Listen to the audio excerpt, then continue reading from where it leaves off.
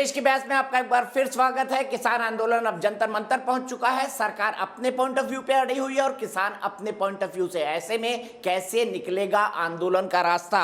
अभी अभी एक दर्शक ने कहा किसानों के कंधे पर बंदूक रखकर राजनीतिक एजेंडा चला रहे हैं कुछ किसान नेता। क्या है सच है? इसी पर बहस होगी। लेकिन सबसे पहले चलता हूं, मेरे दर्शक हेमंत जायसवाल मेरे साथ लखनऊ से जुड़ गए हैं। मेरा पैनल मेरे साथ मौजूद है। राहुल देव साहब हैं, इकबाल सिंह लालपुरा जी हैं, रमनीक मान है, अभय दुबे हैं और जगतार सिंह बाजवा साहब हैं। सीधे चलता हूं सबसे पहले हेमंत जायसवाल के पास। हेमंत जी बताइए, क्या मानते हैं आप इस आंदोलन को?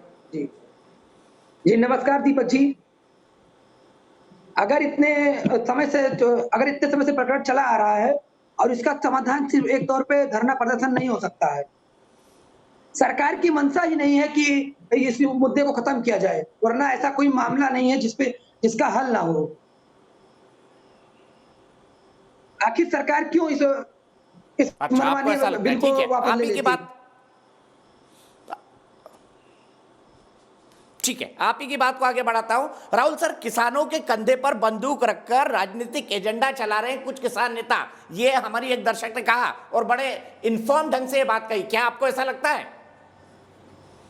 नहीं, मैं ऐसा नहीं कहूँगा। इस तरह की कोई सपाट बयानी, उससे कोई फायदा नहीं होता। ये ठीक है कि पिछली बार जो आंदोलन हुआ उसमें कई तरह के तत्व शामिल थे और ये बात सच के निकल के आए कि कुछ खालिस्तान समर्थक तत्व भी शामिल थे, कुछ विदेशी ताकतों के भी उसके पीछे होने की बातें आई थी और मुझे लगता है कि वो सही थी। लेकिन सारे के सारे किसान इसी तरह के थे और हैं, ये मैं नहीं मानता, बिल्कुल नहीं मान सकता। तो हमें इन दोनों को अलग-अलग करना पड़ेगा और सरकार को भी इतनी समझदारी दिखानी चाहिए कि वो सामान्य किसानों को, असली किसानों को और बाकी लोगों को अलग करें। एक बात जो शायद कहीं से बातचीत में भी निकल के आई, एक दर्शक ने कहा कि ये ज़रूर दिखता है कि सारे देश के किसानों के नाम पर हमारे जो किसान भाई यहाँ बैठे हैं, लगातार आंदोलन कर रहे हैं, उनमें ज़्यादा पंजाब, हरियाणा, पश्चिमी उत्तर प्रदेश के ही किसान दिख रहे हैं। तो देश के बाकी हिस्सों के किसानों की कितनी भागीदारी है, वो कितना सहमत हैं इन मांगों से, उनकी समस्याएं, उनकी चुनौतियां जो हैं, क्या वो इन किसानों की, इनके मांग पत्र में सब कुछ शामिल है? एक तो ये एक सवाल है और इसका मैं समझता हूँ कि एक समाधान परक उत्तर मिलना चाहिए। दूसरी बात ये कि जिद, मैं फिर दोहराऊंगा कि जिद दोनों पक्षों को छोड़नी पड़ेगी। ठीक बात है, ठीक है। यही सवाल बाजवा साहब से लेते हैं। बाजवा साहब, क्या पैन इंडिया आंदोलन है ये? क्या केरला का, तमिलनाडु का, मध्य प्रदेश का, उड़ीसा का, असम का, नॉर्थ ईस्ट का किसान भी शामिल दिखाई तो नहीं देता आंदोलन के अंदर?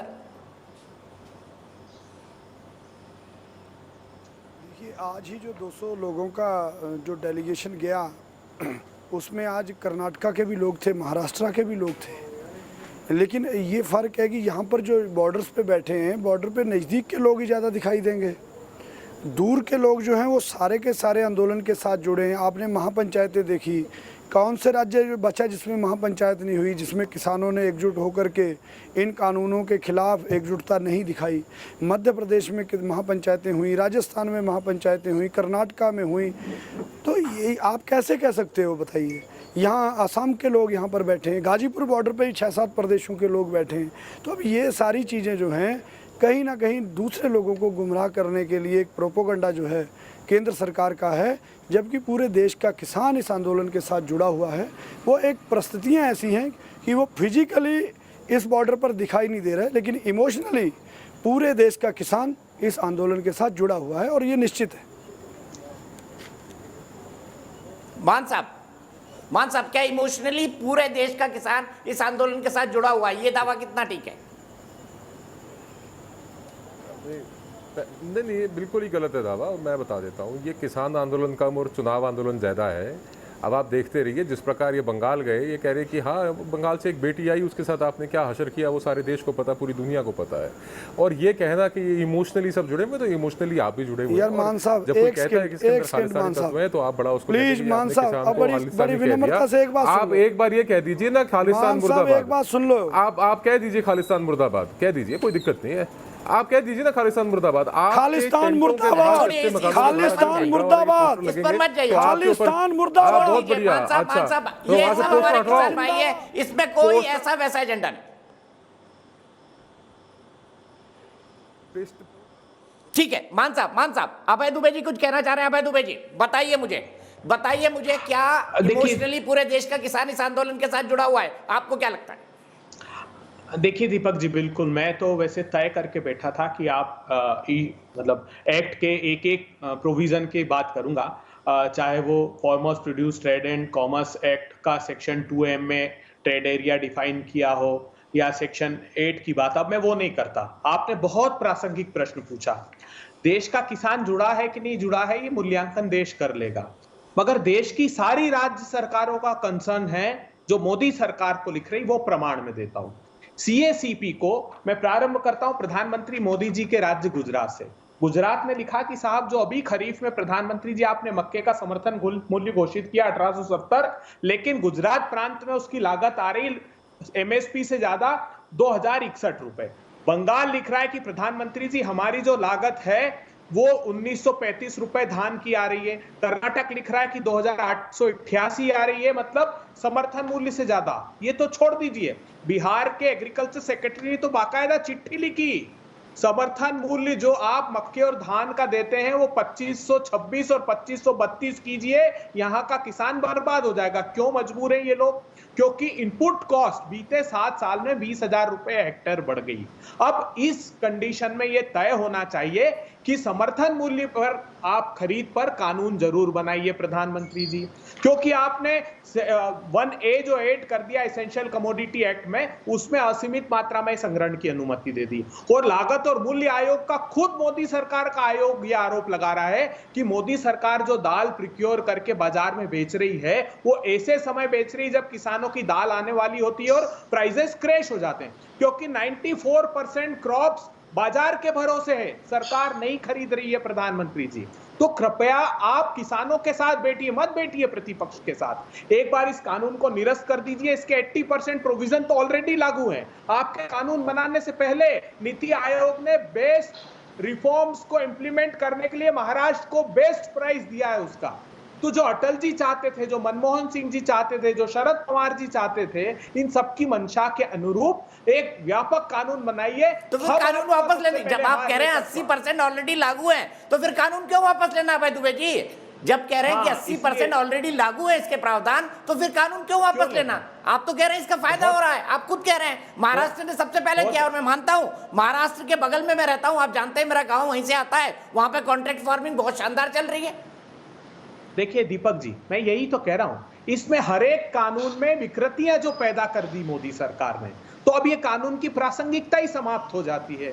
आपने हर एक, जैसे CPC में आपने सेक्शन 1 जो है इस पहले कानून का, उसमें कह दिया कि आप सिविल प्रोसीजर कोड का सेक्शन 9 के तहत आप कोर्ट नहीं जा सकते। आपने कहा कि पहले जो SDM है वो समझौता बोर्ड को भेजेगा, वहां से फाइनल नहीं हुआ वो तो चेंज करने के लिए सरकार राजी है ना। उसके बाद जो भाई वो तो चेंज करने के लिए सरकार राजी है।